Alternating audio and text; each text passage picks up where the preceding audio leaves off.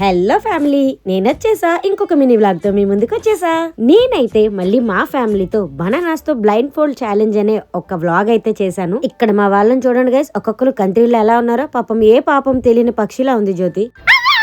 ఇంకా ఇలాంటి funny moments అయితే ఇంకా చాలా ఉన్నాయి, అన్ని చూసేద్దాం పదండి.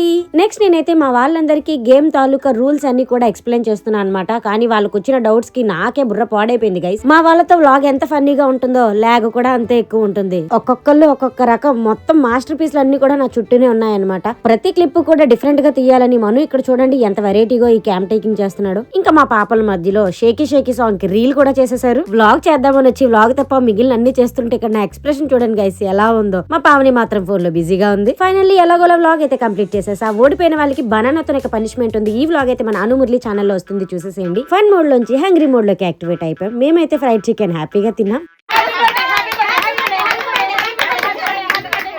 జాన్ 5th మా పిన్ని బర్త్డే. బట్ మేము వ్లాగ్ చేసిన రోజు జాన్ 4th అడ్వాన్స్ గా ఇలా చిన్నగా సెలబ్రేషన్స్ అయితే చేసేసాం. చిన్నప్పటి నుంచి పిన్ని బాబాయ్ అంటే ఇంకా అమ్మ నాన్న కన్నా ఎక్కువ అన్నమాట. సో మమ్మీ కన్నా ఎవరైనా మమ్మల్ని అంతే కేర్ గా చూసుకుంటారంటే మా పిన్ని అయితే నెంబర్ 1 ప్లేస్ లో ఉందని చెప్తాను నేను. వాడికి ఎక్కడ కేక్ రాస్తామని తెలివిగా వ్లాగ్ నేనే తీస్తా అని చెప్పి మా మొహం నిండా కేక్ రాసేసాడు గైస్ మను. సో గైస్ ఆ రోజు అయితే ఇలా గడిచింది. ఈ వ్లాగ్ చిన్నదే కావచ్చు, మెమరీ మాత్రం చాలా పెద్దది. ఇంకో మినీ వ్లాగ్ తో మళ్ళీ కలుసుకుందాం. Until then subscribe.